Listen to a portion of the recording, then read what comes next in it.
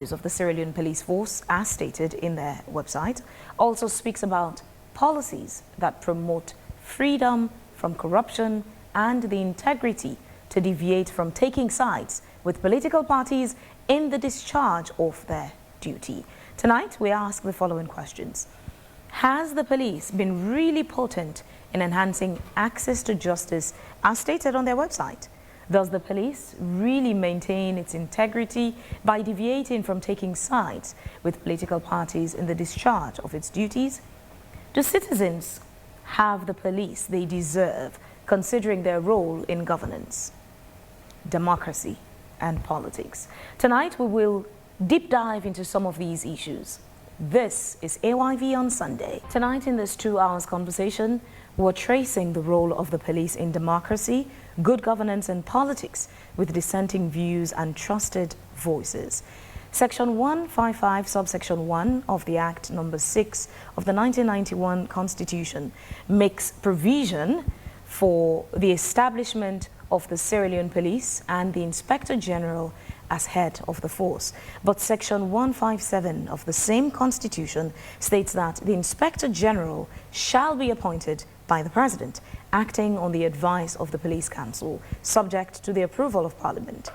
Is the police independent, or does the aforesaid portion of the law serve as an obstacle for the police to be fully independent? This is AYV on Sunday, and I am Fabian Sweel. Good evening and welcome. Joining me live in the studio tonight is Augustine Soyi-Sengbimara, a lawyer who is here as a legal expert and human rights advocate. Also in the studio is Victor Idrissa Lansana, a lawyer and vice chairperson of the Human Rights Commission of Sierra Leone. Good evening, gentlemen. Thanks for joining me in the program this evening. Good evening. It's a pleasure. Yeah. Well, online, we are hopeful to have Bakari Abdelaziz Bawo, Deputy Minister of Information and Civic Education. We highly encourage your feedback and input into the conversation. Participate in the program by dropping a comment or question about, of course, the conversation on text message 099-101-107. or use the comment section on AYV News Facebook page. And at some point, the production team would bring somebody in the studio to read out some of your contributions in the program. Before we delve into the conversation, may I also mention that for this conversation, the producers reached out to the Inspector General of Police to be in the studio to, have a say in the conversation. He unfortunately turned us down and said it's not a conversation he would want to be a part of, according to the feedback given by the producers. The Inspector General of Police says this is not a conversation he would want to be a part of, so he is busy. And because of the SLPP elections ongoing, it was very challenging as well to get a government representative in the program. Luckily, we were able to get the Deputy Minister of Information and Civic Education, who would be joining us online because he's also out of the city. So hopefully we would be able to get him at some point in the conversation. Initially, we were to have him on Zoom, which would have been a lot easier to be part of the conversation throughout. Unfortunately, this evening he's saying there's a challenge with the network reception where he is, so internet connectivity might be a challenge, so we're looking at other options to have him in the program. But he has made himself available to be a part of the program virtually, just to put it out there. Good evening again, gentlemen, and thank you very much for being here and joining this conversation this evening.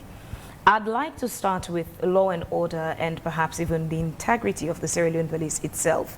From the human rights perspective, what kind of police force do we have? What nature of policing have we had in Sierra Leone? Thank you very much for giving the Human Rights Commission this opportunity to be part of the discussion. It's very, very important, and that is why we are here. For us as a nation, we have a very long history of policing. Mark you that even before independence, we had the colonial rule, and that made provision for how the police could go out there and administer justice, as the case may be. That is why, in fact, we have very old laws, as the 1965 Public Order Act, which makes provision for several petty offenses. I mean, if we put it that way.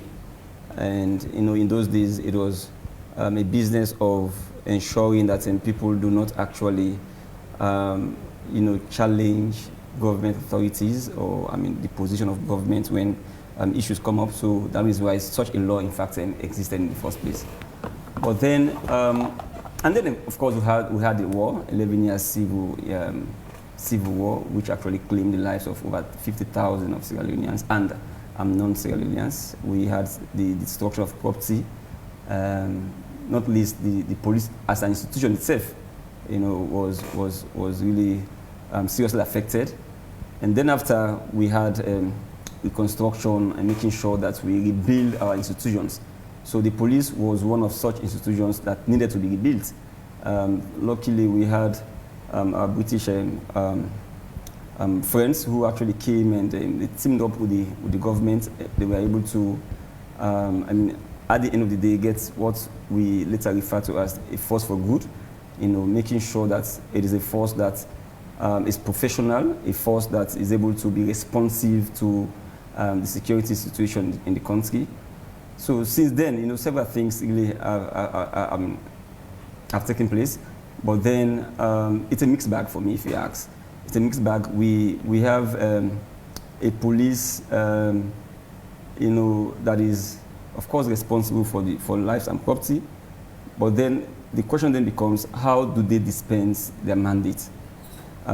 Is it about when a government is in power, or is it about making sure that they dance to the whims and caprices of very powerful people in society? They may be businessmen, they may not necessarily be politicians. So what we have actually advocated for over the years consistently is for the police to approach their mandates, discharging their mandates with a human rights-based approach, human rights lens, because that is what we believe will make sure that we have a system, a police system, that is responsive to the needs of our people. And at the end of the day, it doesn't matter who's in power. The police should be able to address the issues around, as they come up. But then, if you look at our situation, over time, many of the things that come to the media really have to do with politics.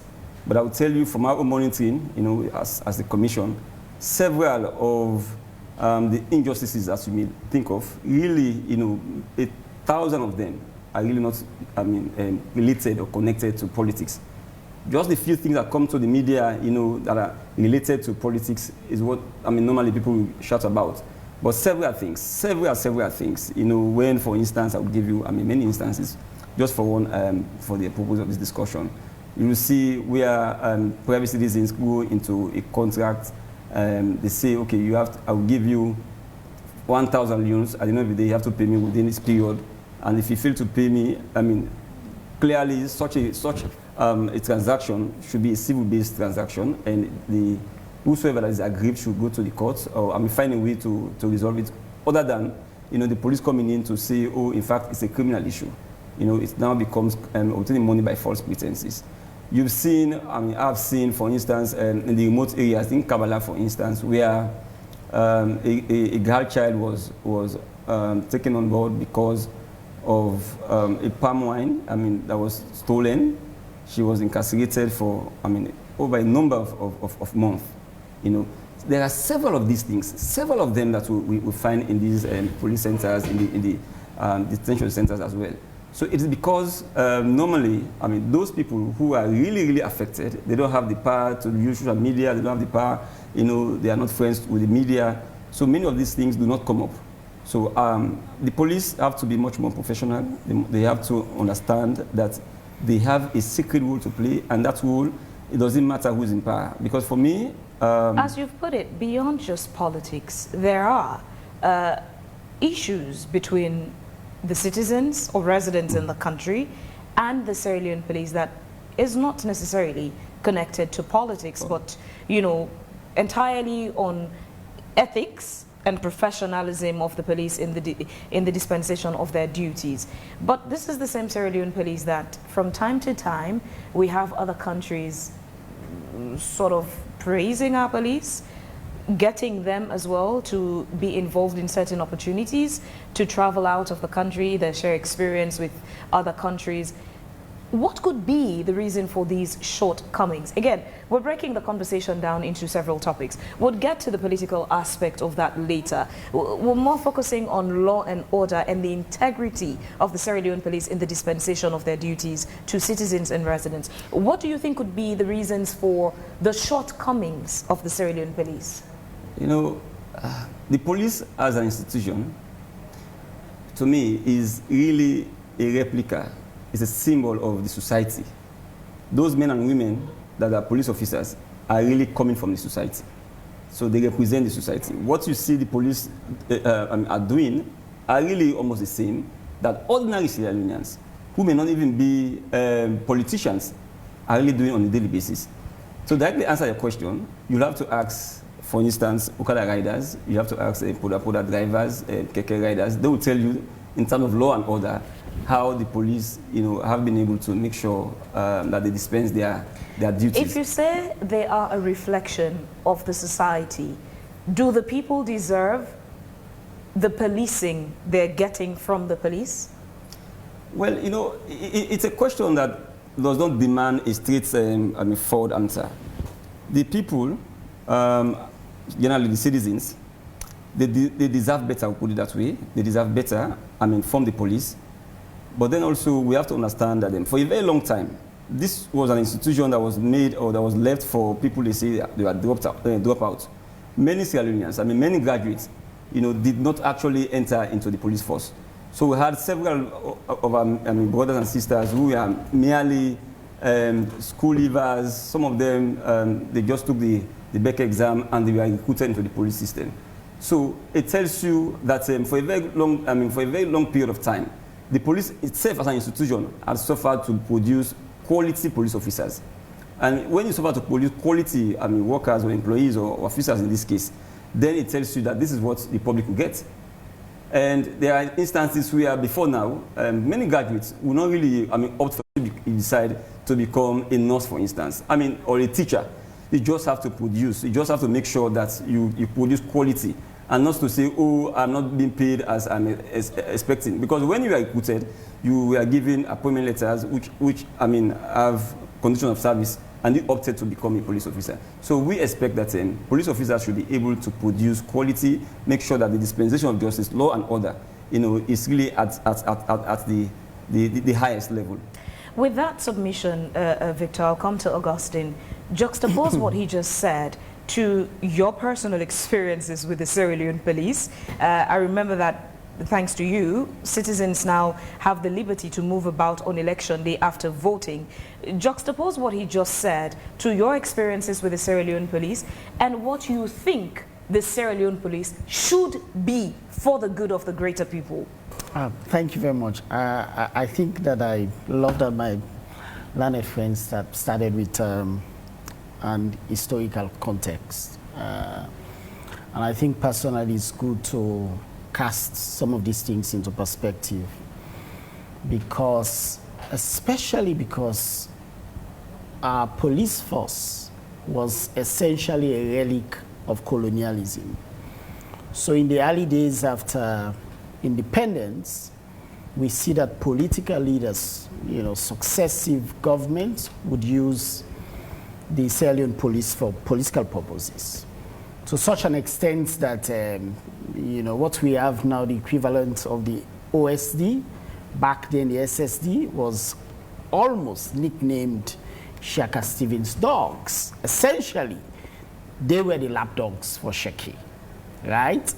And so when we had a civil conflict and all the reasons and events were chronicled, a bigger chunk of the blame was placed on the Sierra Leone police and the judiciary, right? So after the end of the Civil War, everybody thought that we would turn over to a beautiful new page whereby the Sierra Leone police would reform itself and several other spheres of governance that were blameworthy for the civil conflict. So that's how we got Kate Biddle came in, and there was a lot of excitement then. Reforms were done to such an extent that we had professional police officers. I can name some of them. For example, Moilengo, right? He has retired now. He's very professional. So there were a lot of hopes and aspirations that the police would not revert to the status quo ante the civil conflict. It started off very, very well, right? And I agree with my learned friend, Mr. Lansana, fully that, you know, at some point, essentially, the lower echelons of society were the ones essentially who were members of the Sierra Leone police force. But after that reform, the Sierra Leone police started attracting the best of the best in society. Conditions, to a larger extent, improved. But the reality is that for the past decade or so, we see that increasingly the Sierra Leone police is reverting to that position, sadly. And he has made a very good point that some of the incidents that we see, myself and some other political persons, right, who have been locked up. There was this famous case of Sylvia Blyden. They went to a house and they took a photograph. And then this police said, oh, this is exhibit number 1, right? She got into trouble for that photograph. So we see that there were cases of political persons who have been detained beyond the constitutional limits. But that's besides the point. He's made a very good point about a litany of other cases which do not quite come up in the news, i.e. ordinary persons, ordinary citizens who would go to the police for protection and they end up in detention beyond the limits. So we see that increasingly we have a police force that public trust is, maybe for want of a better word, at an all-time low. At an all-time low. And statistics and reports after reports would tell you that either the Sierra Leone police or the Sierra Leone judiciary would be at top when they are casting blames for all the societal problems. And this is not because the police are not being paid well, right? Because I think whatever your take home is at the end of the day, if somebody does not deserve to be detained for a number of days, you don't keep them in a number in cells, for goodness sake. So we see that a lot of folks who find themselves in detention, if you really dive down into their problems, you realize that some of these matters are civil transactions that the police would ordinarily intervene and then transform these civil transactions into criminal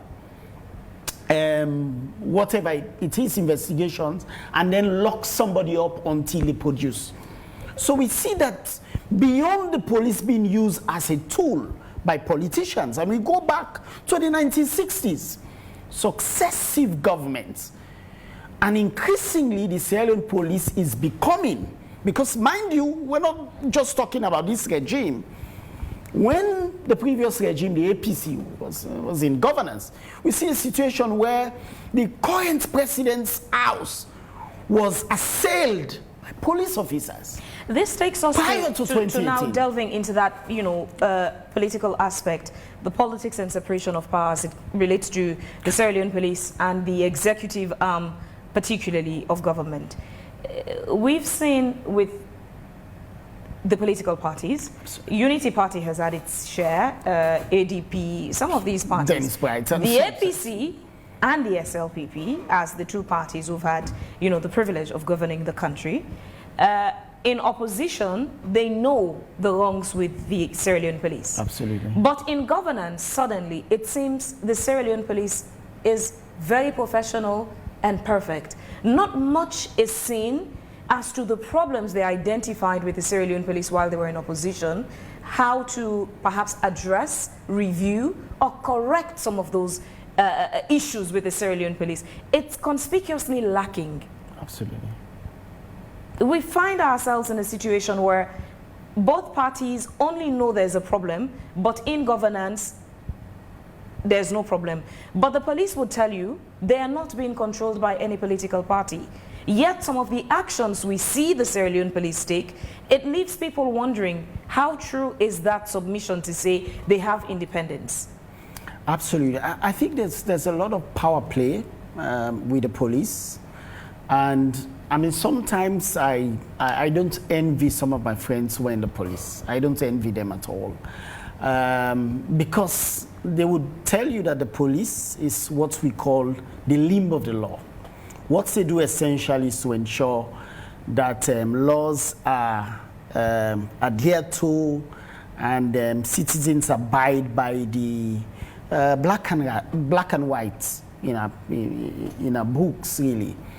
But we see situation after situation that once a regime is in power, they would use the absolute paraphernalia of the police to hunt down their political opponents. I cited the case just now. In 2018, we saw, prior to 2018, we saw, the opposition leader by, current President Julius Maada Bio, to such an extent that his house was then almost characterized as a crime scene, that he was operating, or his team was operating a parallel tallying center. Police went there with guns toting on vehicles,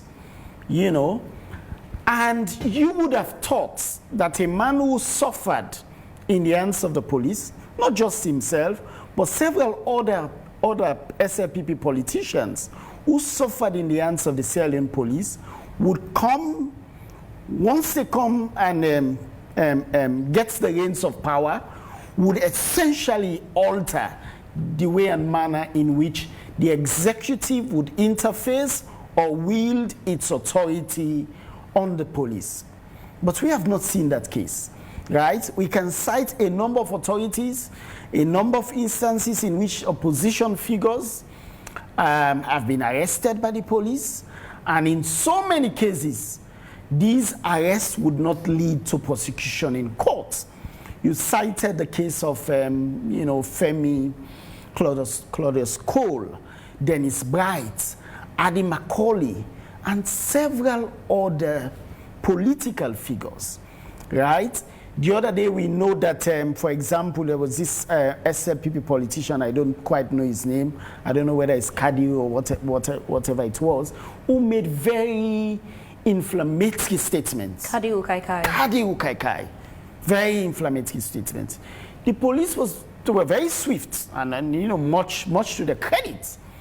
They arrested him, he was interrogated, but was never charged to court. What we saw subsequently was an apology for him, which was really in place.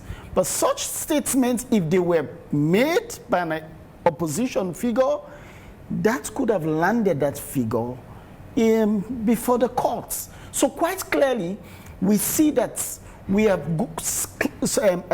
increasingly going back to what the status quo was prior to the civil conflict, whereby once a particular political party is in power, the police would then become their errand boys. What they do politically would be enhanced by the police. So we see increasingly that what the regime politicians would get a pass for, the opposition politicians would not from the police. So Section 155, subsection 1 of the Act number 6 of 1991 Constitution makes provision for the establishment of the Sierra Leone Police and the Inspector General to be head of the Sierra Leone Police. But Section 157 of the same Constitution states that the Inspector General shall be appointed by the President, acting on the advice of the Police Council, subject to the approval of Parliament. Does this aforementioned portion of the law serve as maybe a contributing factor to the lack of independence of the Sierra Leone police, especially when it comes to politically related cases and instances? I'd like to hear both of your perspectives on this one. Okay, so maybe let me go first. Because I think I've written a lot on independence, especially judicial independence, and there's always a distinction between normative independence and functional independence, right? So the model in which president would appoint high-ranking public officials, that's a model that is almost universal across the world, right? That is part of the prerogative of the president, right? But there are certain checks and balances that are plugged into a system that would ensure that whereby the president performs that function, that performance would essentially be ceremonial, right? I'll give you an example. So if you say that the president appoints the Inspector General of Police, that is, it comes with the terrain, comes with the office of the presidency, right? But you can have a situation where the police council will do the vetting. But unfortunately in Sierra Leone, who is the head of the police council? The vice president, right?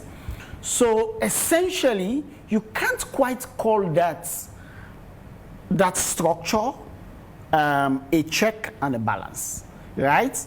Because if you were to check the excess of the presidency in terms of appointment of the Inspector General of Police, the police council ought to be very neutral and separate and distinct from the presidency.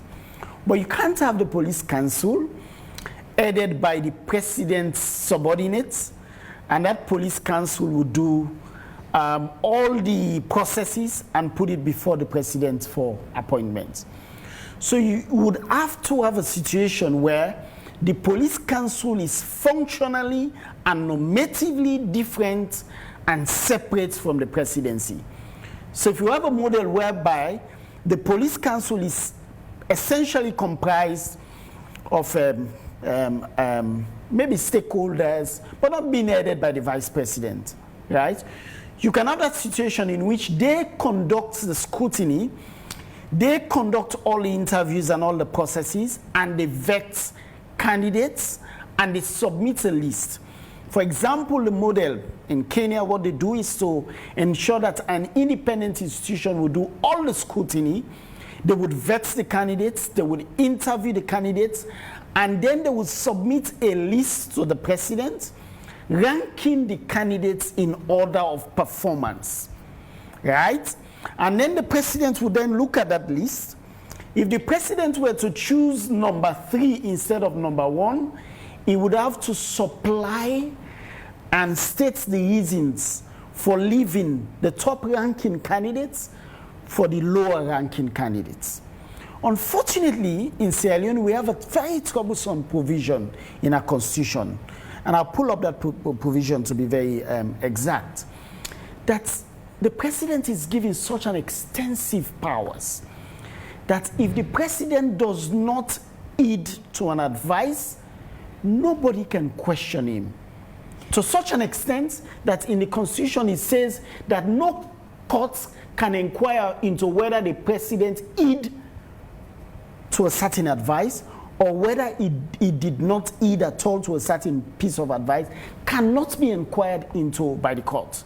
So even if you were to have an independent institution that does all the scrutiny, provides a list to the president, and he leaves that list for some other person, nobody can ask any questions, because the constitution is drafted in such a manner that it has given extensive powers to the presidency. So I agree with you, just to sum up, that the first problem we have is that in black and white, we already have a problem that the president would appoint the Inspector General of Police based on the advice of the police council that is headed by his subordinates. And you know what happens in Parliament, essentially, right? Because Parliament ought to be another layer of checks and balances. So even if the police council were to do a very shoddy job, send it to the president, and the president makes say, you know, I'm going to appoint this person, Parliament should ensure that they come in and essentially apply the next tier of checks and balances. We don't have that. How realistic is it, Victor, for Sierra Leone to get to that point of checks and balances? You know, we see what's happening even in America right now when President Trump is making certain presidential orders and he's having issues with either the Senate or the courts. How realistic is it for Sierra Leone to get to that point where the system works as perhaps is in the minds of people who think good for Sierra Leone? Well, you see, to me, it's not really about having the president appointing the Inspector General of Police. You know, what we as a country, what we have missed out is the fact that we no longer really, you know, hinge ourselves, discussions or actions of individuals on self-integrity, individual integrity. So let's even say we have an independent committee or a separate committee that vets, you know, candidates to the office of the Inspector General of Police. At the end of the day, there will still be somebody that is responsible to call to order the IGP. You know, that will be somebody that will be responsible to sack or dismiss the IGP. So there will always be somebody. But just because you're appointed by the president, does that in any way deter, or should it deter you from professionally executing your duties? So that is where I'm coming to. So I'm saying it doesn't matter whether it's the president or a committee that appoints. You know, there is somebody, either that same committee or whosoever, that would be given the opportunity or, I mean, the powers to also dismiss, you know, the IGP. So in other words, it will mean that even if you change the current status quo, there will always be somebody that the IGP will have to, I mean, have allegiance to. So my point is very simple. When you are appointed, you take the oath.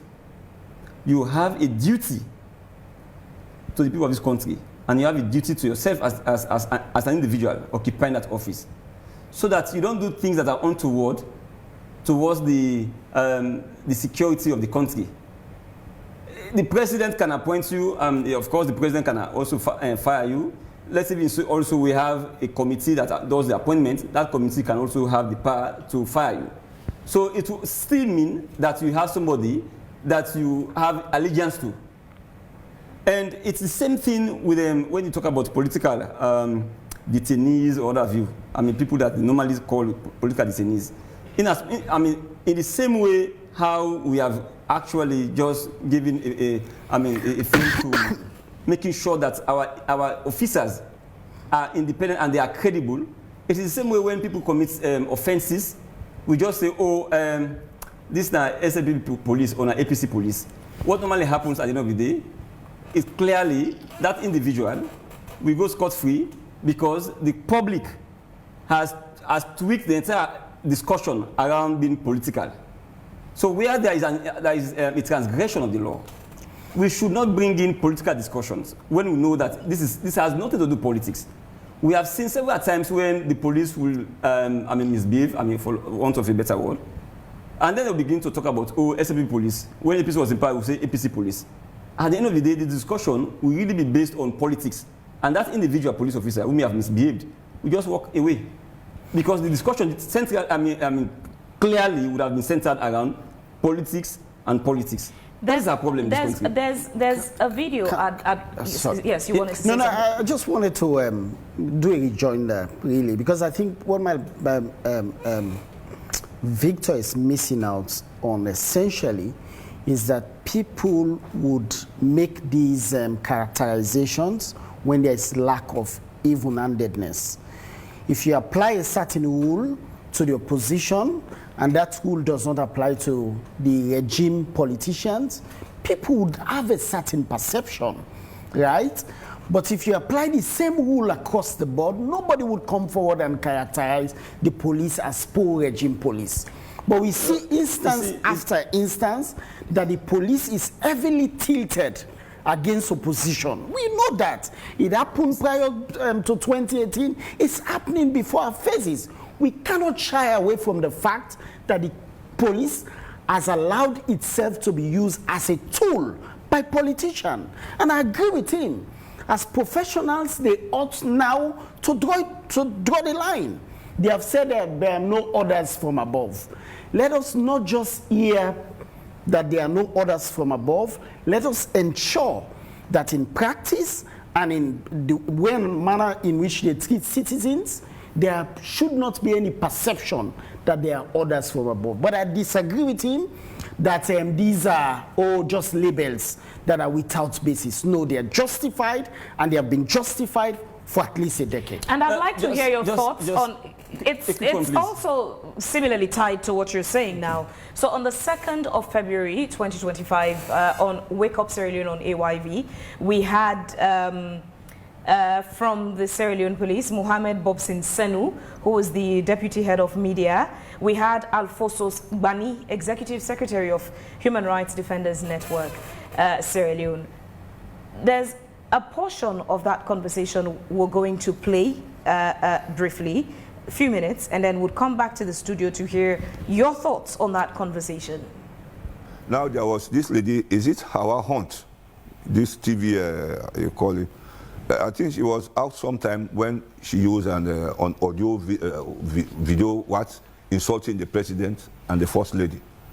She was arrested when she came back since December the 22nd for insulting the president and the first lady, which is not a direct threat.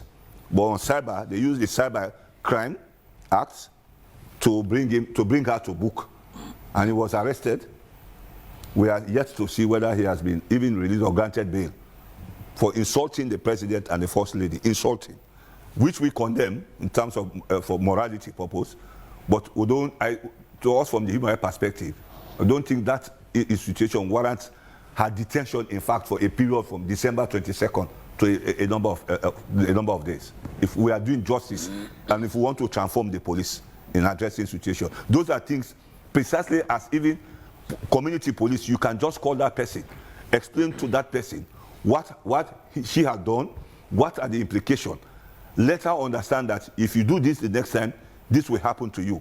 But just to satisfy the president and the first lady, I think that was really unfortunate. Do you want to speak to that? You cannot really satisfy the president or the first lady. Also have in mind that still on cyber, from videos on social media, there was a man who conveniently spoke about a 3-point-something million budget for war, that it's very easy to bring war to Sierra Leone.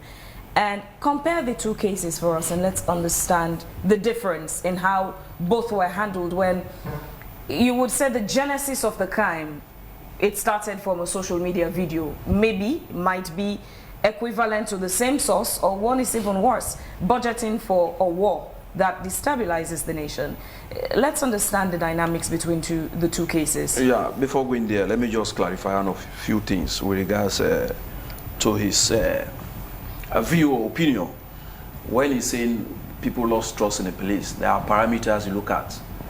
One, if people lost trust in the police, mob justice will be the order of the day. People will not go to police and report matters. Police will not charge case to courts. Police will not secure convictions at court level. You understand? These are the parameters you also look at. If indeed people lost trust in the police, nobody will go to police stations. You will see mob justice on the increase. There is saying we pay more attention to state. No.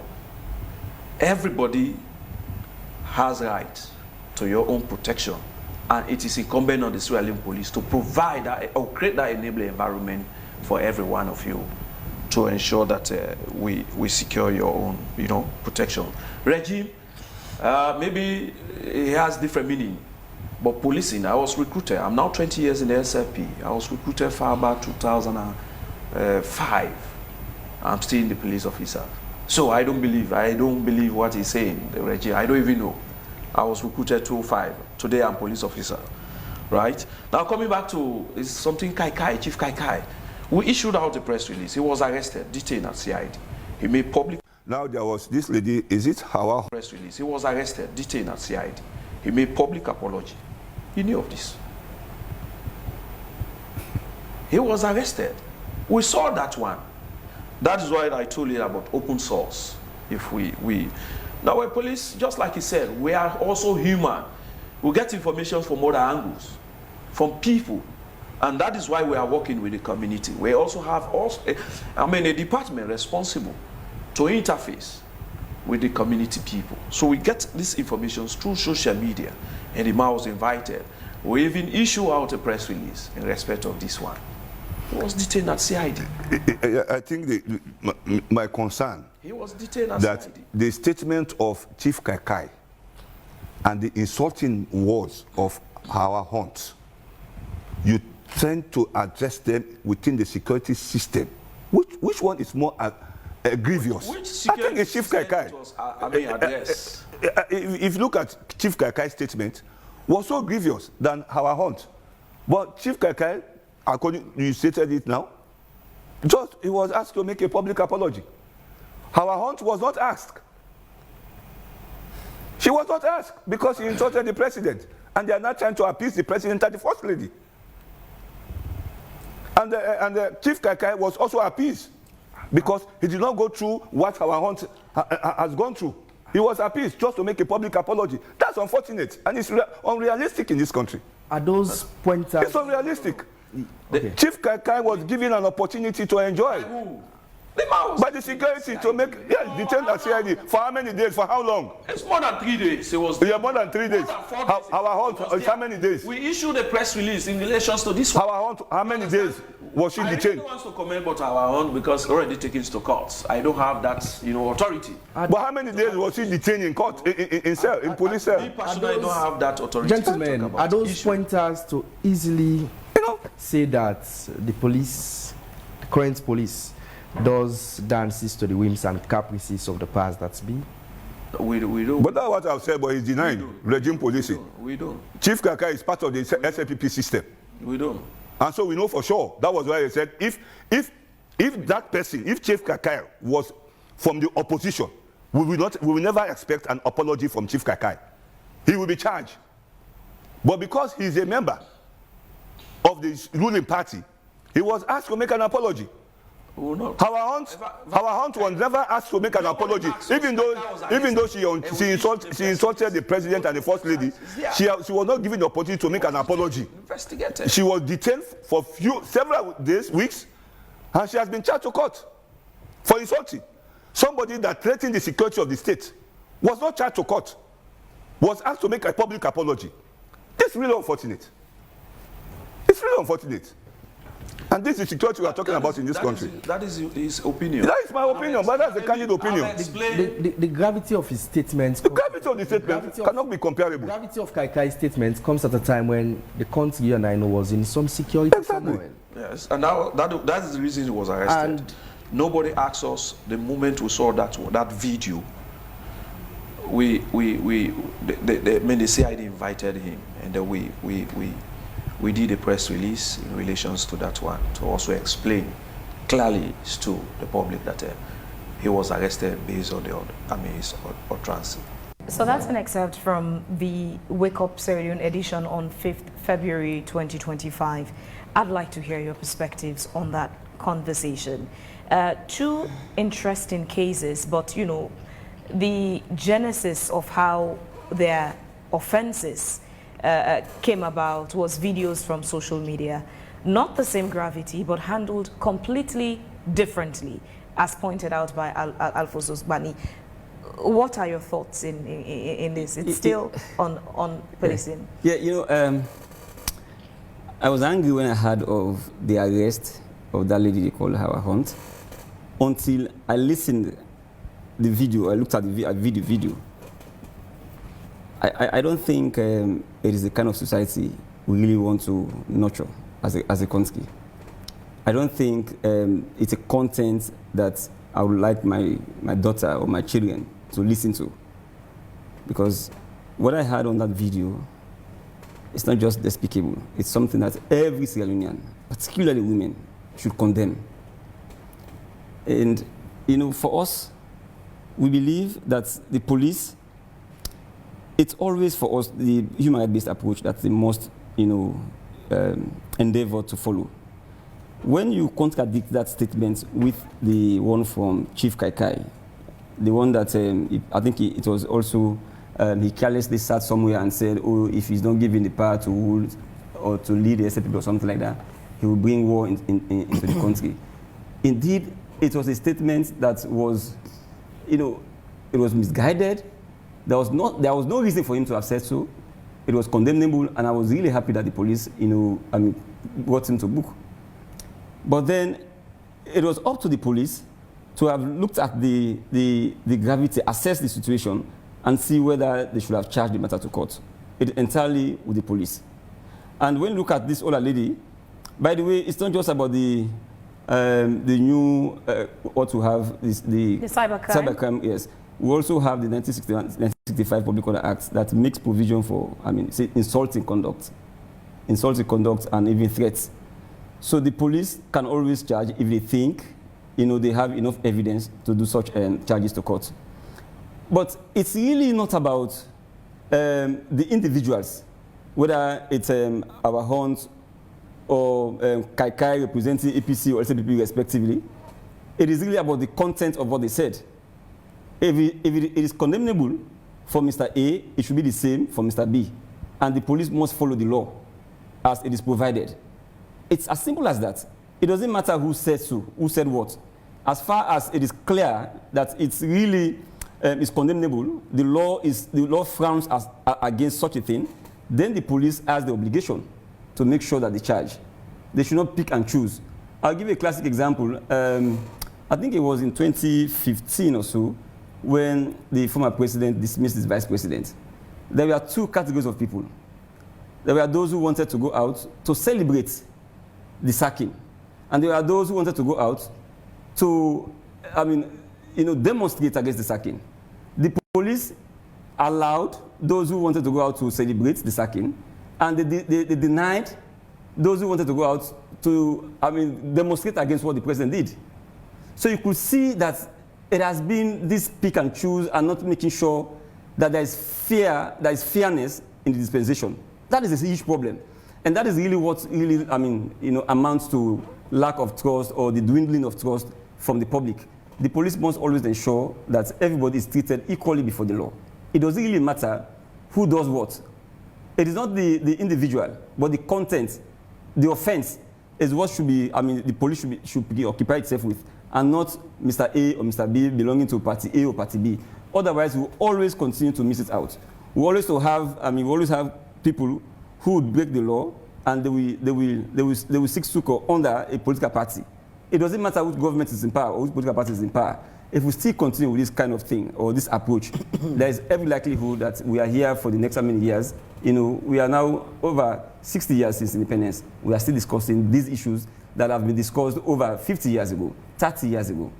So the police, in as much as, when we have problems, when Phoebe has problems, when I have a problem at home, the police, the thieves go into my house, they break into my house, I will have to call the police. It is the police's responsibility to come to my aid. That is what everybody wants at the end of the day. But then also we say there's much more they could do. And of course, as a matter of fact, the government itself has to understand that this is a very serious job. Protecting life and property is a very serious job, and therefore government must deliberately invest in the police to make sure there is quality. If you don't invest in the police, then we'll continue to have such problems. We must make sure that we invest resources, we must invest logistics into the police so that we get a police that is good for all and not just for few people. We would be speaking with the Deputy Minister of Information and Civic Education in a moment, but Augustine, yes, let's hear your own reaction to that video we played. I think I have a couple of thoughts in my mind. First, because I also represent the Lawyers Society as interim president, and I recall that sometime this past week, we did put out a statement calling on the authorities to consider dropping charges against our own. Let me say this quite clearly. First, we acknowledge the fact that the matter is still in court, so we were trying to stay away from all the legal issues that have come up before the court. But we think that essentially that, by the way, I and I believe that most Sierra Leoneans did not get to watch that video until the police effected that arrest, and then there was this amplification of the incident. That's when some of us watch it. Speaking for myself personally, I know that there were a lot of distasteful things that were said in that video. I would never say that. I would never Does encourage. anyone deserve to have somebody conveniently sit on social media and say such derogatory things about them? Nobody in this world, not least the First Lady. Nobody.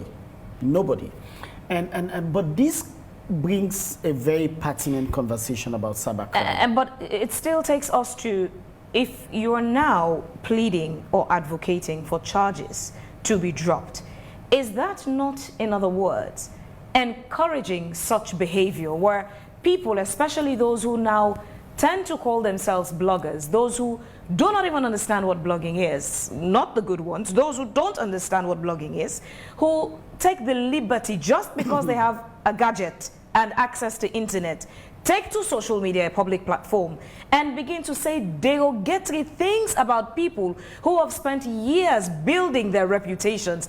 Is this not going to encourage such bad behaviors going forward? Now, let me say this clearly. So when the cybercrime was being drafted, I remember when the bill was out, and then I wrote that the 10 dangers of the cybercrime.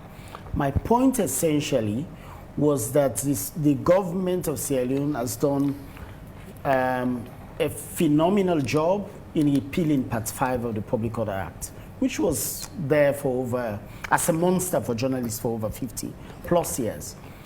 So my point was, you cannot resurrect Part 5 of the Public Order Act by bringing hateful, insulting messages transmitted via cyberspace into the Cybercrime Act. We fought that, right? I remember that the Bar Association then formed a small committee. I worked with some of my colleagues trying to water down, because essentially the position all over the world from a human rights perspective is that if you feel insulted by a statement, by a remark, a video, there are civil remedies, right? There are civil remedies. Somebody who's a journalist does that, you go to the IMC.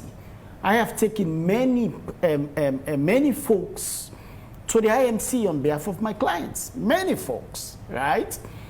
So what we're trying to avoid is a situation in which we would have a resurrection of Part 5. Because this is our aunt. I'm not trying to excuse her. I'm not saying that she is, by every stretch of the imagination, free from any blameworthiness. I am not saying that. I am saying that there are many But how avenues. realistic would it be? The very parliament that passed that IMC Act and got the IMC into existence through the same parliament, that's the same parliament where the speaker now has an issue with a journalist and did not go to IMC but took it upon himself to ban that journalist from going to parliament. Absolutely. How realistic is it? I think that's a conversation we can have. I'm just making the point that, in fact, my brother would attest that once a private citizen, if they go to the police and say, I have an insulting conduct case, quote unquote, as lawyers will call them, Mamikos case, usually that private citizen will be advised to go and seek private criminal summons, i.e. go to a lawyer can file for you a private criminal summons, right? So insulting conduct is not one of those offenses that the police would be excited. But let's tie this you are a up politically connected and get person. off the corners and come back to the main highway quickly. The contention, therefore, Alfonso Gbani, was similar cases being that, you know, the supposed crime came off on social media when the videos emerged. Correct. But the way the Sierra Leone police dealt with both cases are different. Absolutely. I think I've made that point. I've made that point quite clearly. So one person was stoking the flames of war to say, I'm going to bring civil war. Another person was insulting specific individual or individuals, right? The man who was stoking the flames of war was arrested. What does that say investigated. about the Sierra Leone police? It quite clearly shows that the Sierra Leone police has not been very, very fair when it comes to the application of law or enforcement of the laws, especially when it concerns politically connected persons. The regime-connected persons are usually given a pass. Like Barney said, if that were an opposition politician, I bet you that person would have been charged with treason.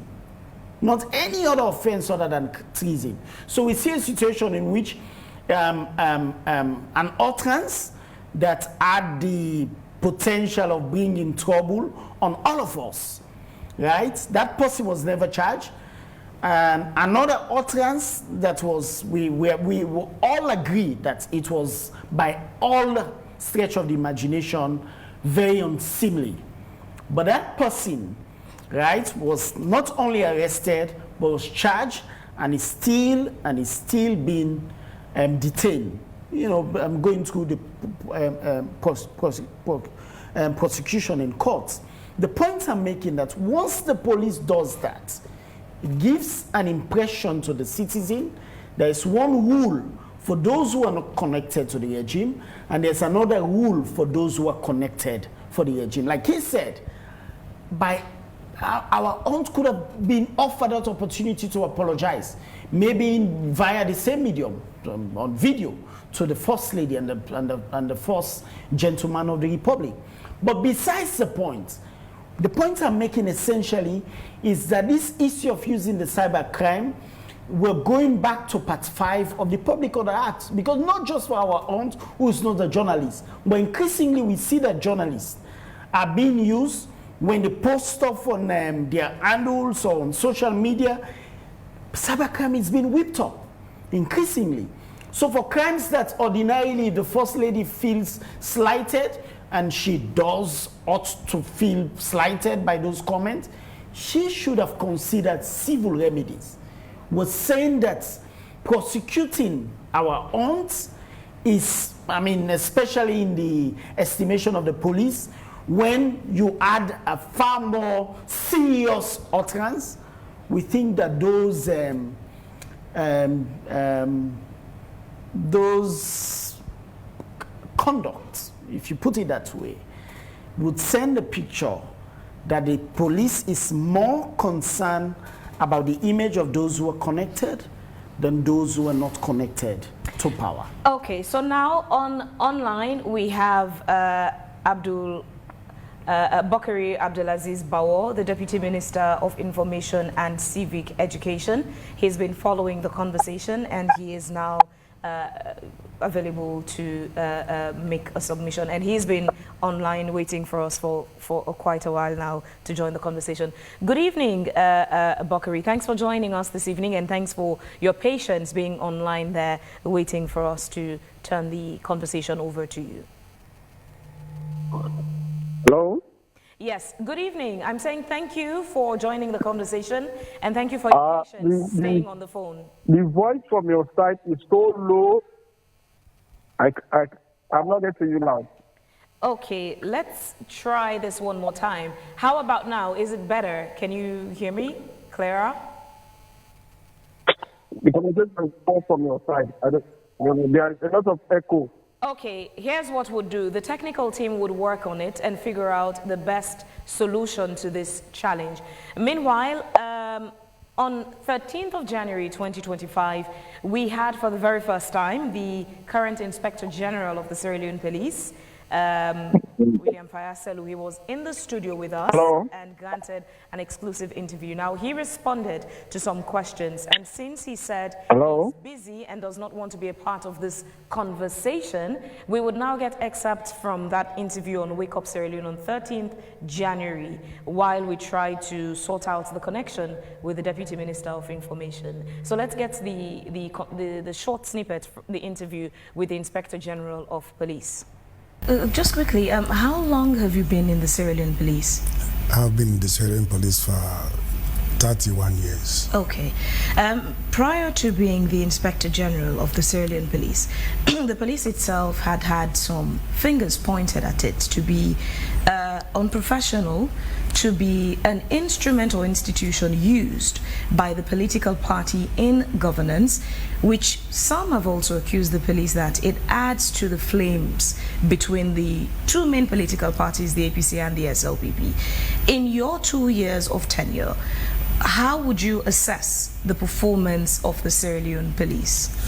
Well, we have performed very well because when I took over the reins of power as Inspector General, I did an introspection of the institution. I realized there was a gap, and the gap we had was a training gap, training and logistic support. So I sat down together with the chairman of the police council, who is the vice president, and His Excellency himself. We discussed the issues around training. So moving forward, we embarked on massive trainings. We recognize the fact that in the absence of training, we cannot have a very professional force. So we widened the scope.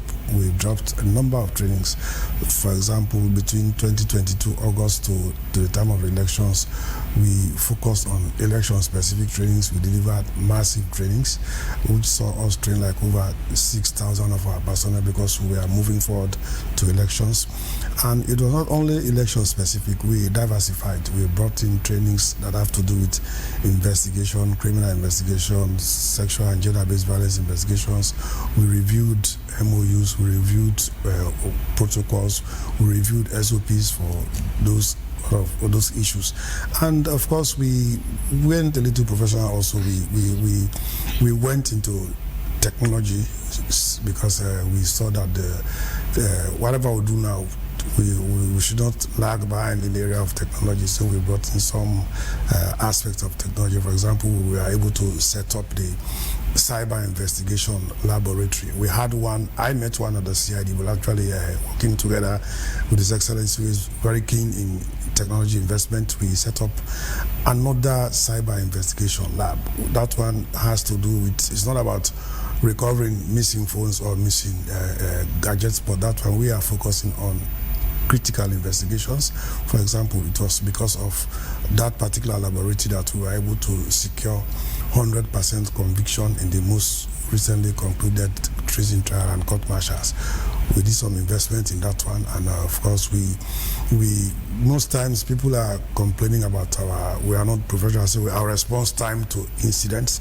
We did His Excellency secured for us a large fleet, and in those fleets, for us to improve on our response time and minimize crime, to ensure public safety and security, we introduced GPS in our patrol vehicles. Every patrol vehicle in the western area, we installed GPS in those vehicles, which is monitored from the center, and the center is at the police headquarters.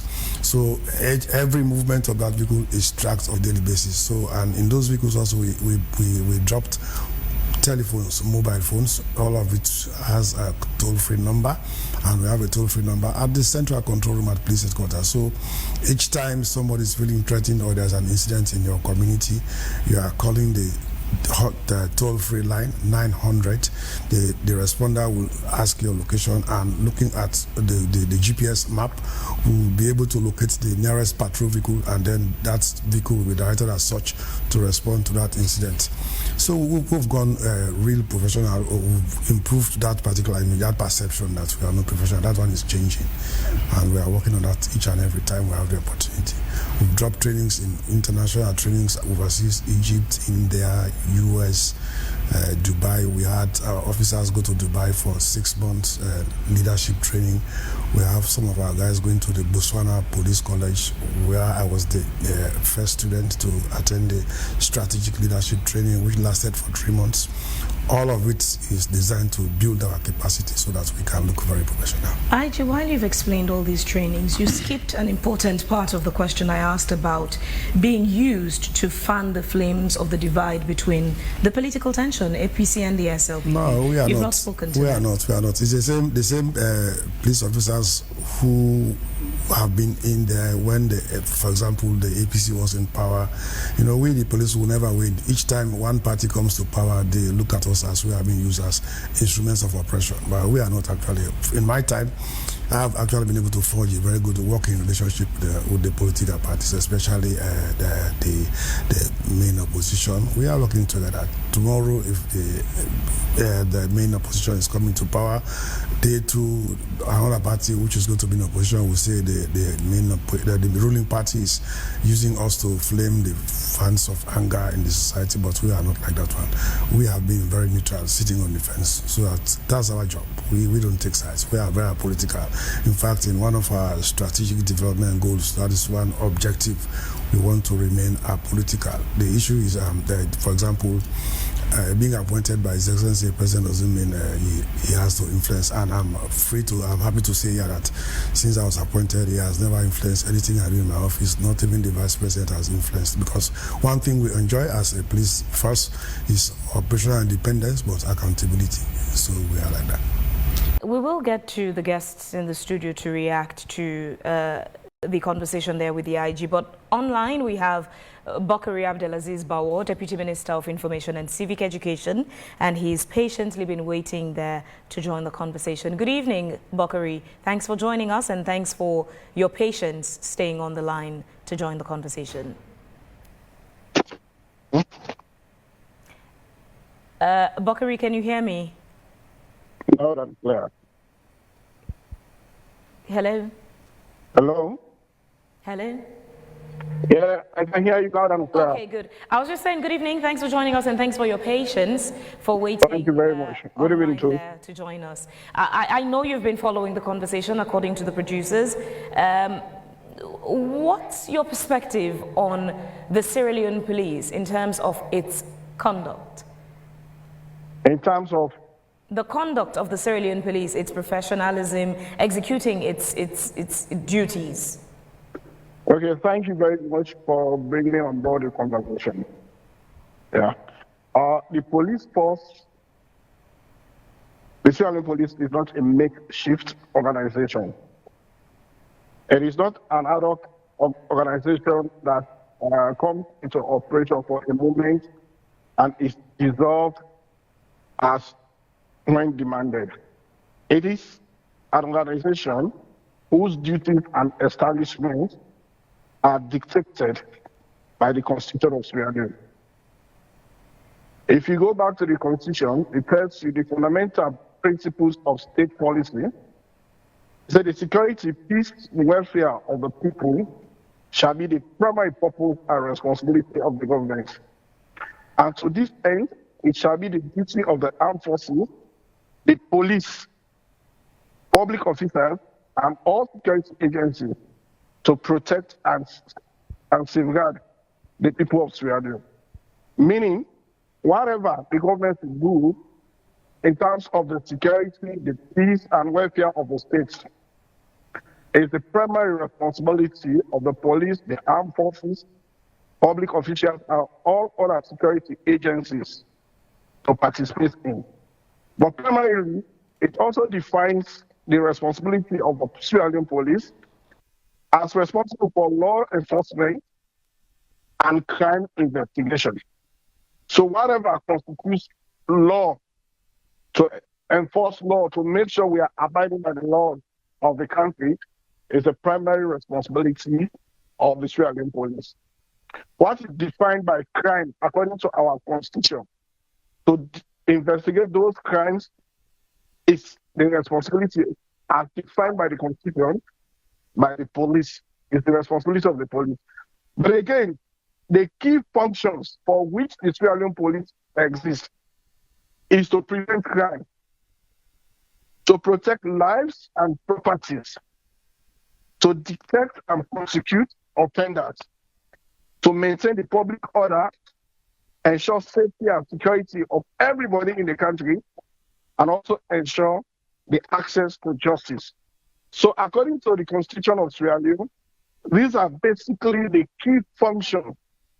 And the Constitution also alludes to the fact that the police exist to make sure that me and you, all the properties of the citizens of Sierra Leone are safeguarded.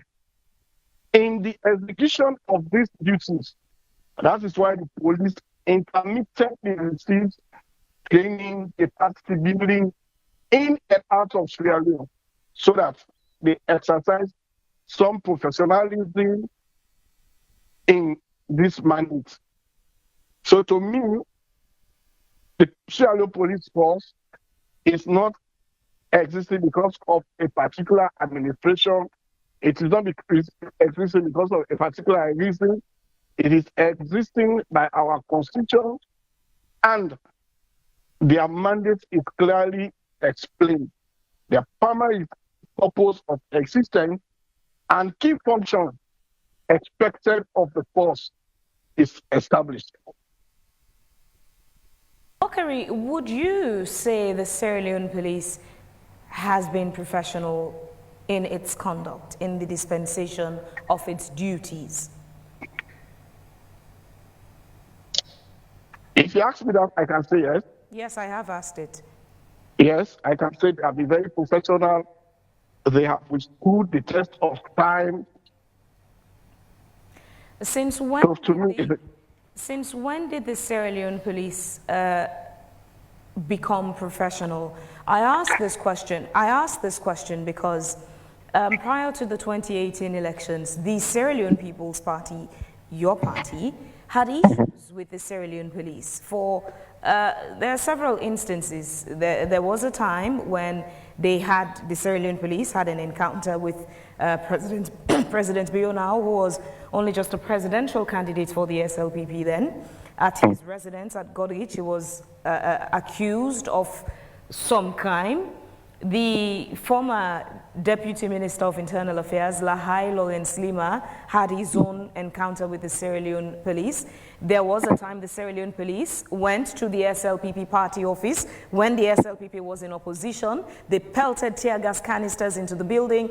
And what we continuously got from the SLPP party then in opposition was that the Sierra Leone police is unprofessional. So you saying now today as Deputy Minister of Information and Civic Education that the Sierra Leone police is professional, I'm asking you against that backdrop, when did the Sierra Leone police become professional? So like every other organization, they exist and their mandates are clearly defined.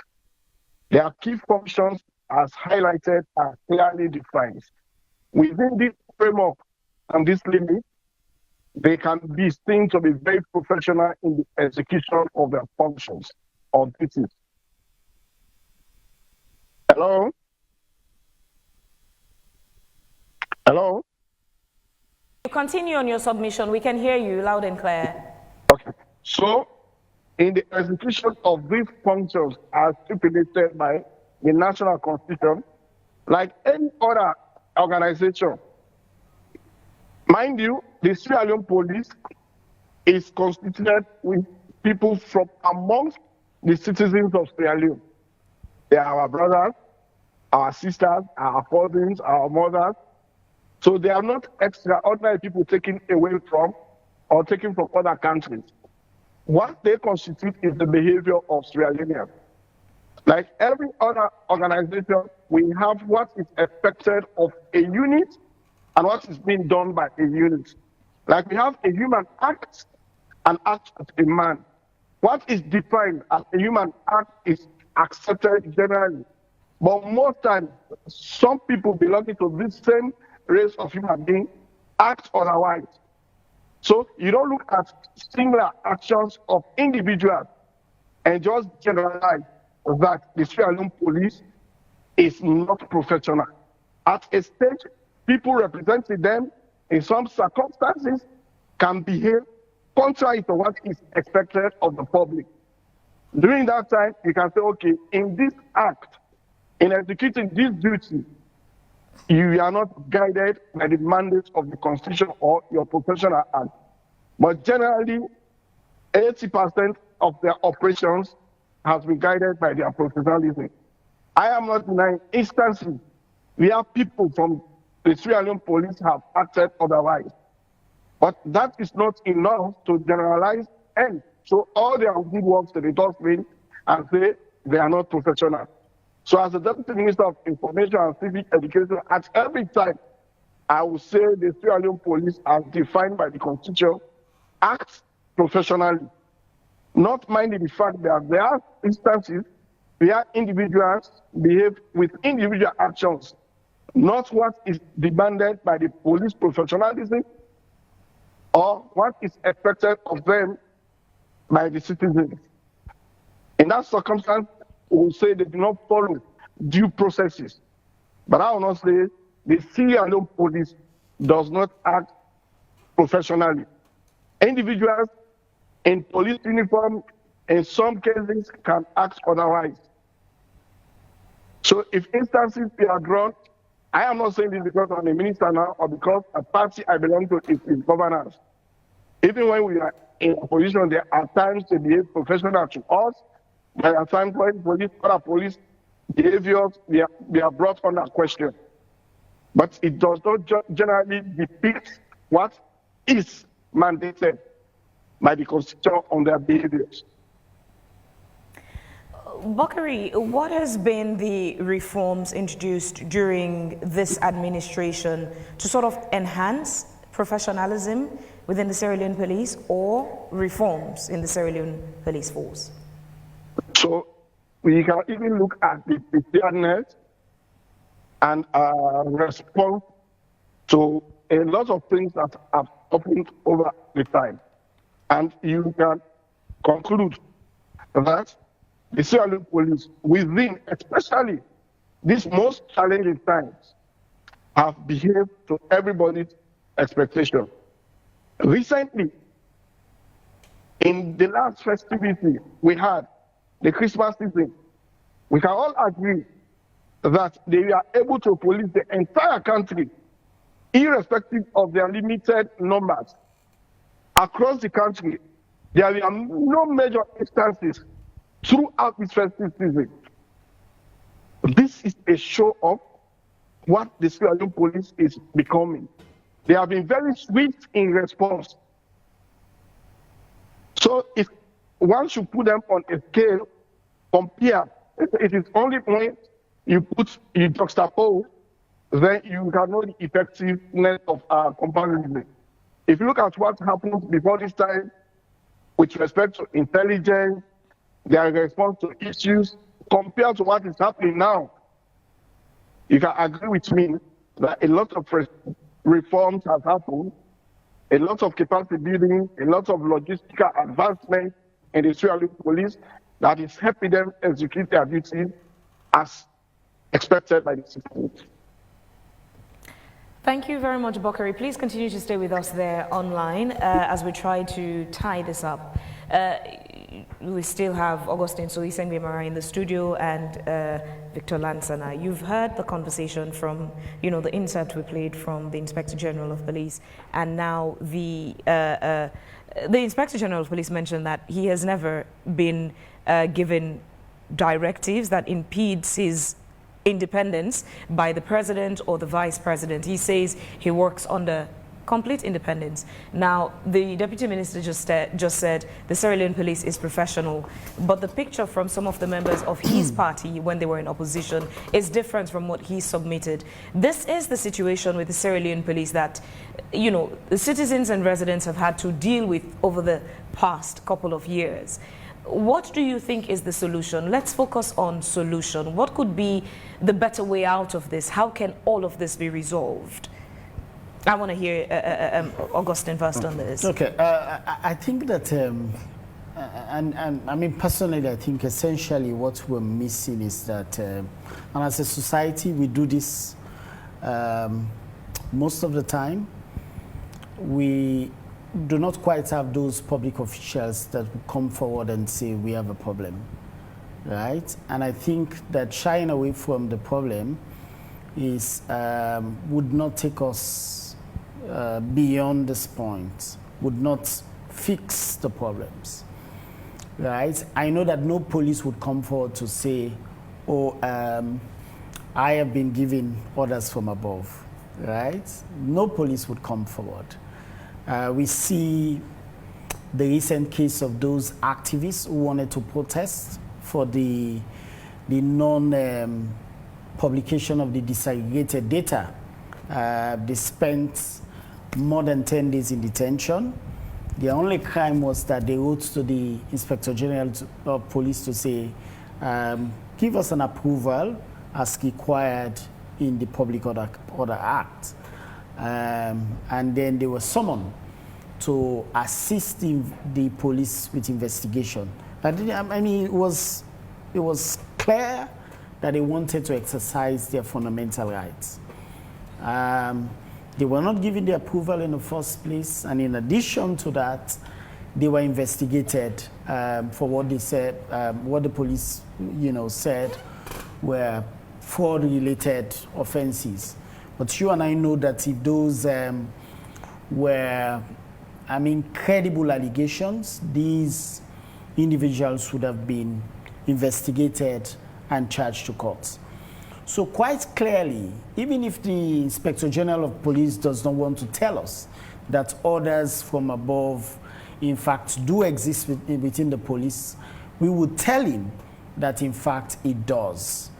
In fact, it does. That's why you see, for example, the case of these opposition figures. We cite these examples because if you charge on credible evidence, if you charge these folks, so if you investigate these folks and charge them to court, and there's proof that what you investigated them for, there's substantial evidence for that, we can come back and say, in fact, they committed a crime. But if you arrest them, lock them up for some days, and then later on release them, just to demoralize them, at the end of the day, it shows that you don't need to tell us that those were orders from above. You don't need to tell us. We saw the case of Adi Macaulay, who came on AYV and said, oh, I have a different legal perspective. What Section 18 says about getting the approval, it refers to a certain movement that does not apply to protest. He was calling for questioning. He was detained. And I remember quite clearly that, some of myself and some of my colleagues, we stood in front of the law court and we said very clearly that the man, what he did was to offer his opinion as a lawyer, and he should not be detained, however outrageous that opinion was. You can disagree with the opinion to say you missed it legally, but a man cannot be detained for 48 hours for merely doing what is qualified to do, that is to give opinion on the law, right? So if you put all of these in perspective, Femi Claude, Dennis Bright, and several other opposition figures, the Inspector General of Police does not need to confess to us that orders from above do exist. We know things when we see them. So quite clearly, we know that the police needs to do a lot of reforms. You asked the Deputy Minister about reforms. Again, it's very clearly, we spoke about appointment and the ability to fire.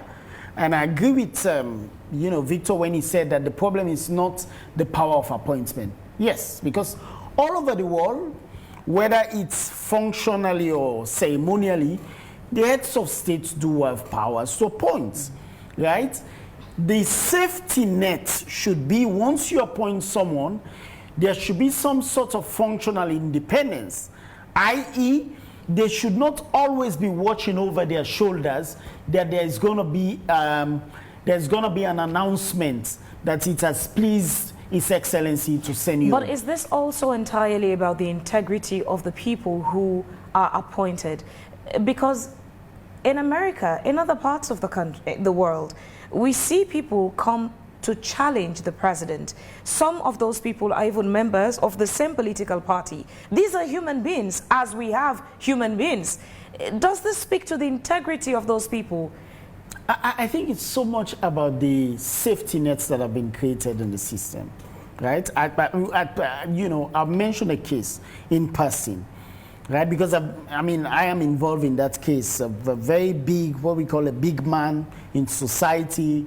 A client of mine, made a report at the CID regarding, sexual harassment related offense, right? Nobody is saying that man is guilty. Nobody has said that, right? What we want is a situation in which once that report has been made, there's investigation, at least the police should have come back to the victim to say, or the alleged victim, to say, oh, we have investigated, but this is our position regarding your complaint, right? A year on, more than 2 years, we're still waiting for the police. It would have been different case. It would have been a different case altogether if it were an allegation, even if that allegation were remote, against an opposition figure. It would have been a different kettle of fish. Nobody is saying that the allegation is credible. What we're saying is, once you have an allegation against somebody who's connected to the regime, there are different sets of rules that apply. I know this because I've been involved in that case. I know this because my client has written several letters, not just to the police, but also to the Attorney General, at least the previous one, to say, what is the outcome? What is the outcome of your investigation? I made a complaint, and my expectation is that you would come back to me. But a year on, 2 years on, you have not come back to that person, right? So when these things happen, it shows quite clearly.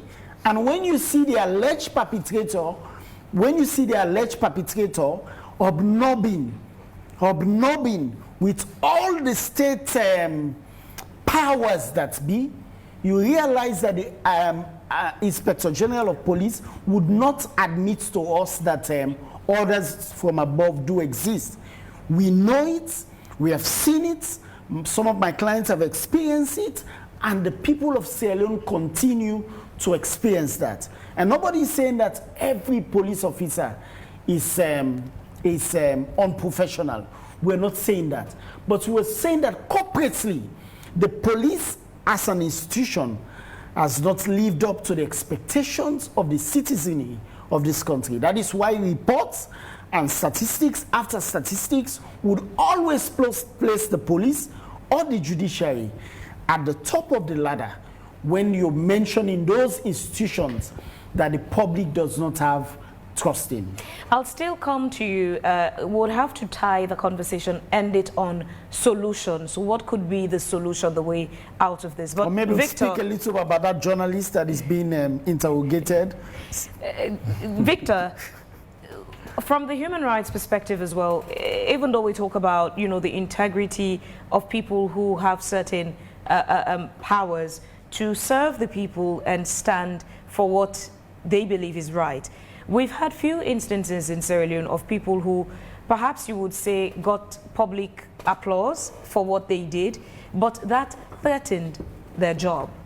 And you begin to ask, where was the entire society when those people's jobs were threatened for doing what some people applaud them for doing, saying this is in the interest of the people? There are a couple of examples, whether they may be a coincidence or not, but timelines to their public submissions on certain conversations and their job being threatened is another conversation on its own. But we had one of the media representatives from the Sierra Leone police who engaged the media and said something that some people were posting about it and commending him for being honest. Later on, he was transferred to some suburb part in the country. There was a civil society person, Joseph Sano, at some point, made some statements that some people celebrated that, oh, he spoke for the people. He was dismissed from the position he held then. We had J.T. Leby. He came to the studio. He had a conversation not long after he was sacked from the position. These are just few instances. Coincidence or not, that could be another conversation. But in as much as people are called to demonstrate integrity, where is that protection for their job? As we're admiring the US, those people who are challenging President Trump, they have not been sacked. They are still holding their offices while they serve the people. I see you're looking out for examples, and I'm here. When some of my colleagues wanted to have a meeting at Buffet's Hotel, and the police were put out there to, in a way, stop them from doing so. I tweeted to say that was uncalled for, it was unlawful, and that shouldn't have been done. I know a lot of my colleagues, called me out and even threatened that I should be sacked. So, but having said that, what we have to define is orders from above.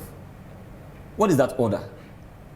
I know for a fact that we live in a country where even if the boss man does not say something to you, but people are really, in haste to please the bosses from afar. So nobody could have given you any instructions to do A, B, or C, but people still want to just please, even when it is wrong, or even when they have received no instructions whatsoever. So again, we come back to the individuals and their integrity. We have to understand that once you've been given an opportunity to serve, we have, thousands of Sierra Leoneans who are qualified to serve.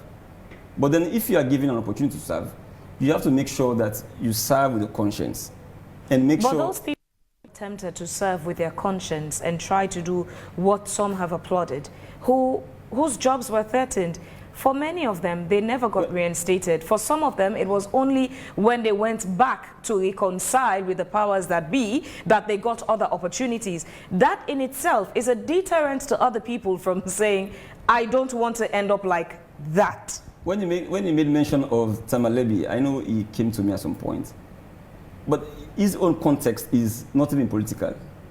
He was serving the university. Academic. And so it's academic. So I don't see that in everything that we say or discuss really has to do with politics. No, so the concept there, the connection of those examples to this conversation is, as you just said, that is even academic. It's not even with politics. Yes. Yet your job was threatened. So it speaks to people that you encourage people to do their job diligently and serve with integrity. But where serving the people does not go in favor of your employers or people who have the power to sack you, and you find yourself in the crossfire, how do you now encourage people to do the right thing? So that is why we talk about when reforms. Sometimes the right thing is not what pleases the people who would keep you in job. Yes, so there are several issues, several reasons. First, when you made mention of America, it is because today I can be in this office and I resign, I will have another job. In our country, in our context, we don't have enough jobs. And many of those people that come to public offices, for instance, are really not professionals. Once they are sacked, it's difficult for them to come back, to prominence. So that is the problem. It's difficult for them to say, okay, do the right jobs, or I will resign or whatnot. Because they know if you resign, it's difficult for you to have a better job or even a job. So that is one. And then my brother talked about safety guards. So how do we also, try to address this issue is making sure that there are safety guards. If you are to dismiss me from my job, then I must have remedy. There must be clear-cut remedy or instances where or institutions where I can go to, and those institutions are responsive enough to be able to serve me based on whatever complaints that I may have. So clearly, it's a web, and we have to address it holistically, not just take one and address it and then leave the other. We have to make sure concurrently all of these issues are addressed. Whilst we say, indeed, the integrity of the individual also matters, but then those safety guards, must be put in place by way of policies, by way of laws, so that we have a system, that really cater for unfairness. Where there is unfairness, it is addressed. Because what we say about the police, making sure that at some point they will say this, in a similar case, they'll go this way. It becomes unfair. So for us as the Human Rights Commission, we have always said to the police, and as a way of also, referring or making mention of the IGP's statement, he made mention of, the Human Rights Commission, they just wanted to do some work so that people would say, they are doing work. When we did our public inquiry into the conduct of law enforcement officers, we are very deliberate. We said, okay, we've come into office, there are several reports that we met or complaints. So we had to look at two regimes, 7 years, the APC regime and the SAPP regime. And then we conducted a public inquiry. Then we brought out recommendations from our report. And the police was fined about 300 million olions, around that, and the military around 200 million olions. But the police, since the beginning of the process itself, their support was really lukewarm. We had several challenges with them to make sure that they cooperate with us. But when you look at the military, you begin to see or wonder whether if these two institutions or these two categories of people are living in different planets. Whilst the police, we pay no heed to any advice or any call from the Human Rights Commission.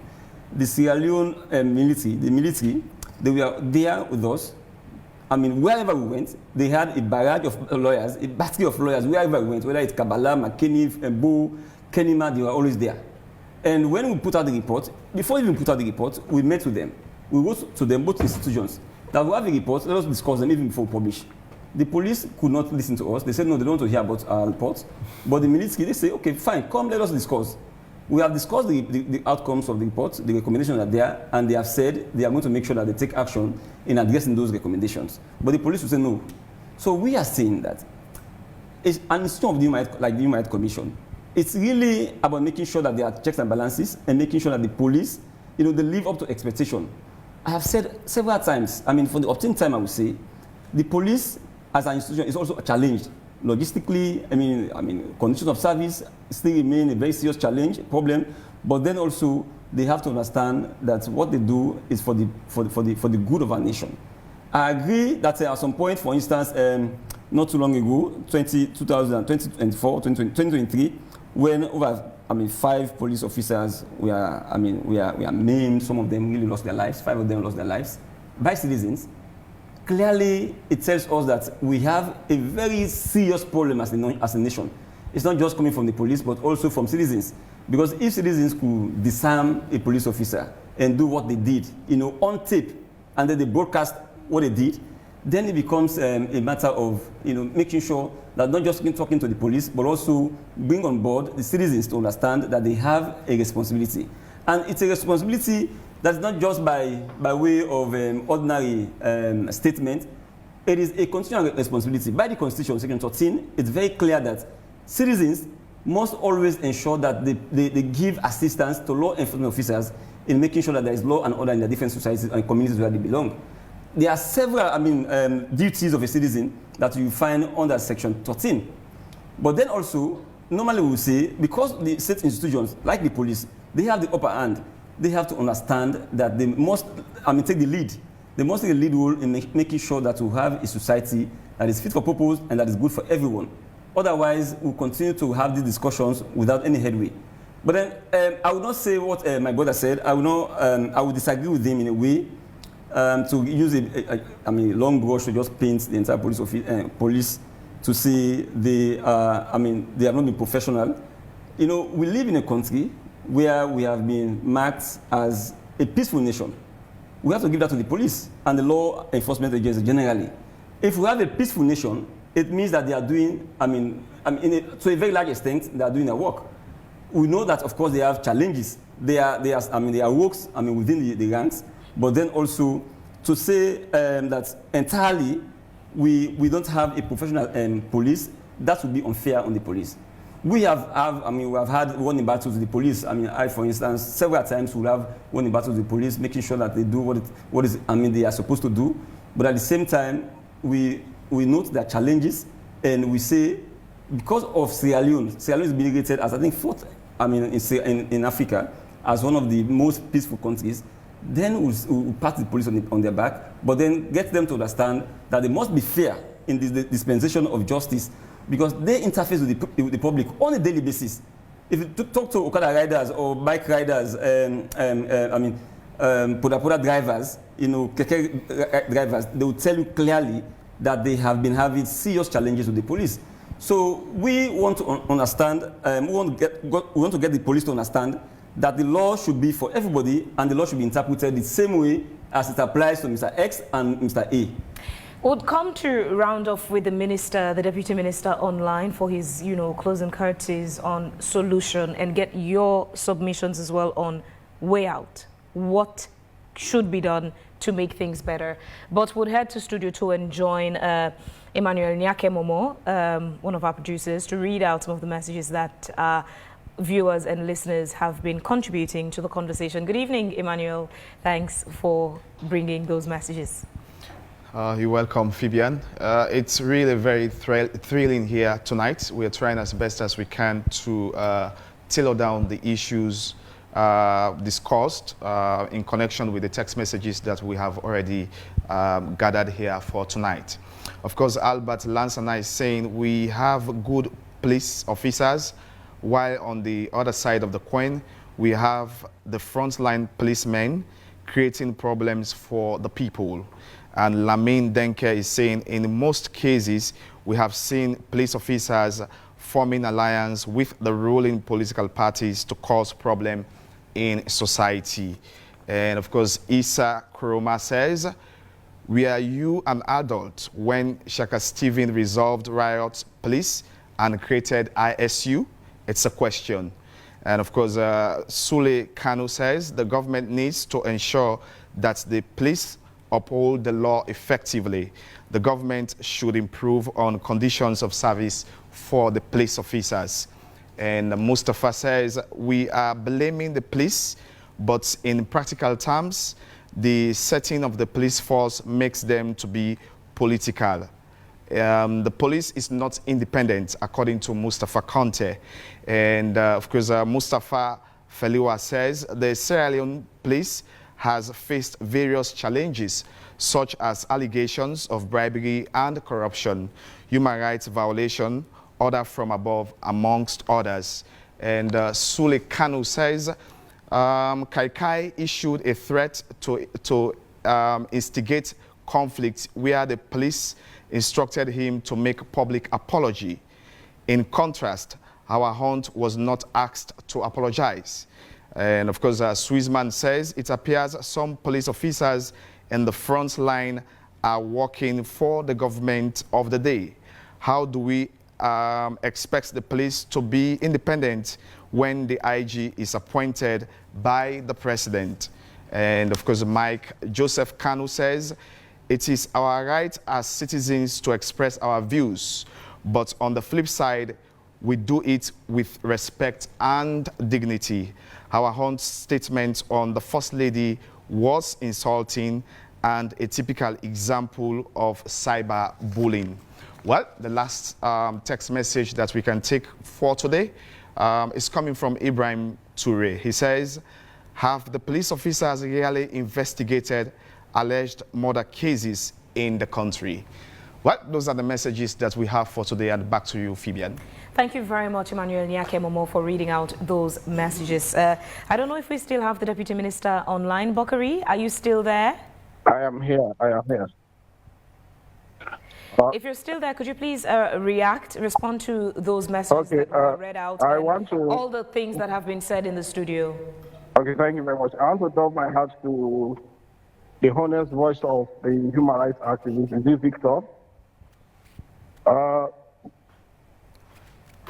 Like I said in my initial submission, the police force is an entity that constitutes Sierra Leone.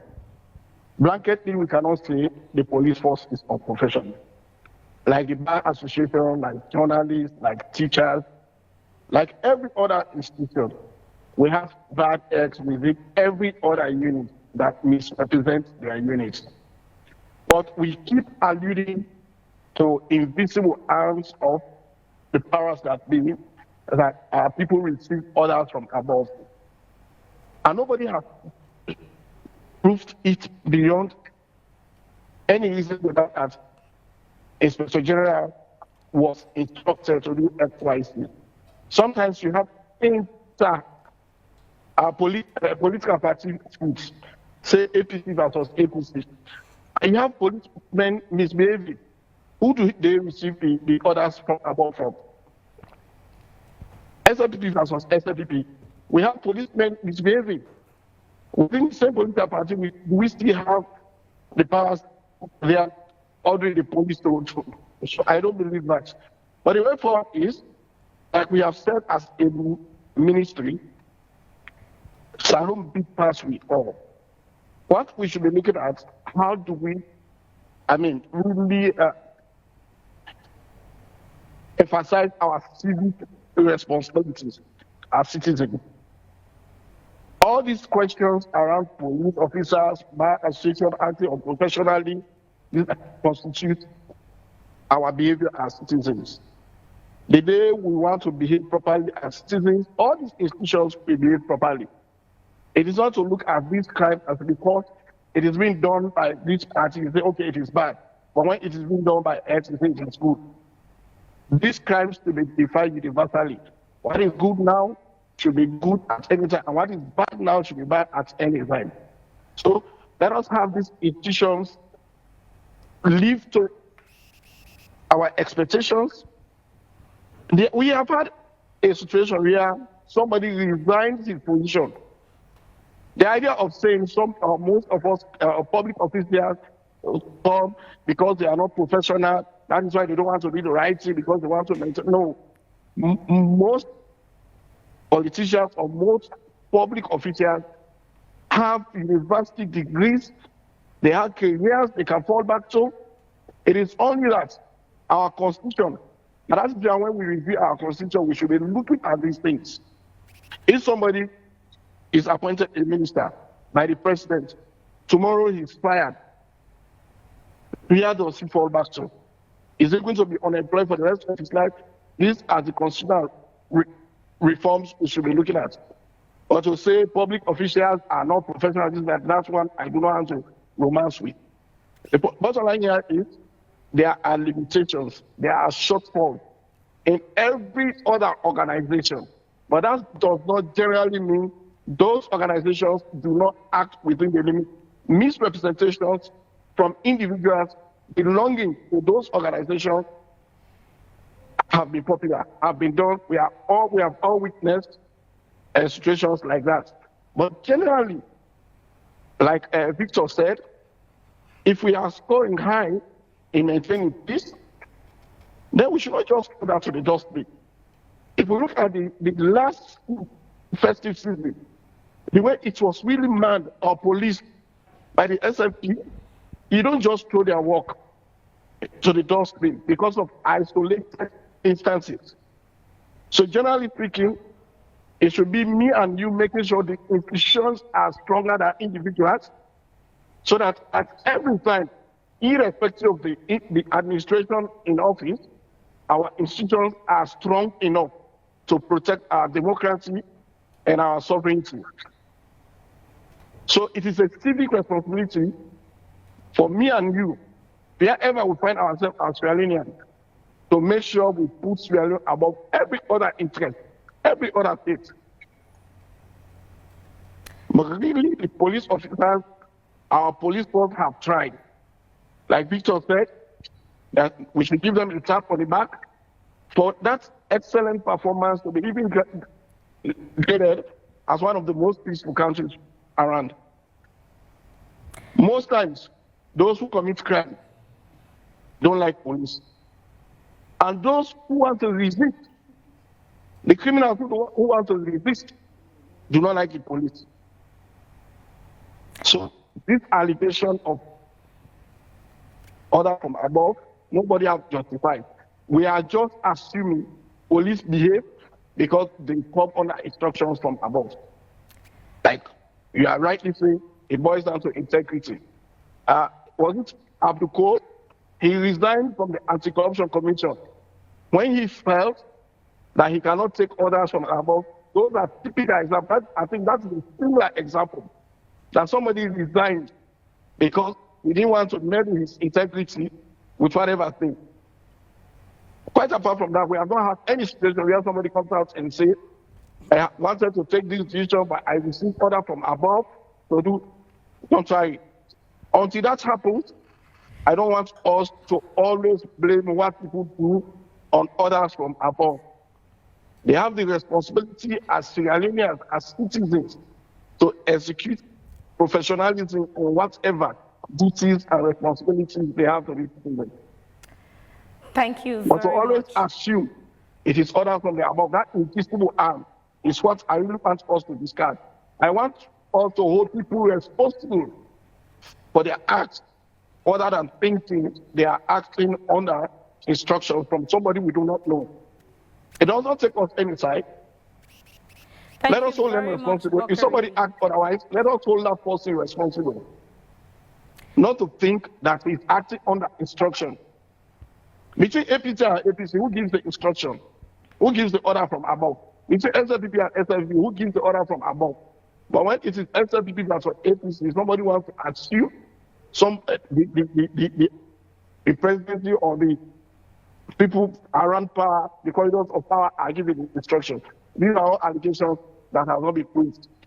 Yes, instances are there where people have acted questionable. Thank you very But much, let us hold those people's Unfortunately, because of responsibility. time, would have Let us to all stick to would our have civic to responsibility end this and put the country this above all else. conversation. Thank you, Thank Bakari. you very Thank you so much for your time. We appreciate you making time this weekend to stay online there and join the conversation. Now, gentlemen, we have about 2 minutes to end this whole edition. So you'd each use a minute, but let's use the minute each to focus on how can things get better. I think, I mean, personally, I mean, what I find very strange with politicians is that usually when they are in power, they would not see the problems. When they're in opposition, the problems are very visible, right? And I think there's been a lot of denial from the deputy minister, which is unfortunate. Because when these reports are put out, they are not being authored by Soisengbe Mara. These reports and stats and what have you. The question should be, and that's the inclination should be, how do we fix the problem? How do we ensure that when these reports are done, when these analyses are done, they do not cast these aspersions on the police for our problems? And I think we've spoken a lot about safety nets, because what we have done, we have created a system in which people, there is no incentives. There are no incentives for doing right. Right? We can talk a lot about some people who have, within this regime, who have come out to speak truth to power. For example, we remember the case of Honorable Givao, who was very, very clear. Honorable Tawa, I represented him at the ACC. I sat through his interview for over 6 hours. Right? But there were no incentives for staying, continuing that path. So I think the solution should be, let us create a system whereby if people who have been given jobs appointed by the president, they can resist orders from above and they are not victimized at the end of the day. If not, we would have a system whereby everybody would protect themselves because there's no safety net or there's no falling back. Thank you, Augustine. Yes, Victor, in a few seconds. Yes, thank you very much. I'm aware that the Law Officers Department is reviewing the Police Act, which is a very good step, because that law actually specifies the functions and objects of the Sierra Leone Police. So we urge them to expedite that process so that we have a new police act. It's dated as far back as 1965 or 1965. So just imagine we have. So we need a new police act. A new police act. And community policing. Yes, we also conclude as a commission that the Sierra Leone Police has to approach their work with a human rights-based approach. That is the only way to go. Thank you very much, gentlemen. Well, this is what we'll end today's edition of AYV on Sunday. On the panel here, I've had Augustine Soisengbe, a legal expert and human rights advocate. We've also had Victor Idrissa Lansana, Vice Chairperson of the Human Rights Commission of Sierra Leone. Online, we had Bakari Abdelaziz Bawo, Deputy Minister of Information and Civic Education. Thank you for gracing our program today, and thanks to our lovely audience for your time and your contribution to the conversation. Thanks to our producers, Emmanuel Nyake Momo and Ransford McLean, and thanks to the entire production and technical team, Bontin Wright, and to all the guys. Have a lovely Sunday evening. Up next is Primetime News. I am Phoebe Swale. Bye for now. Have a lovely evening and a productive week ahead.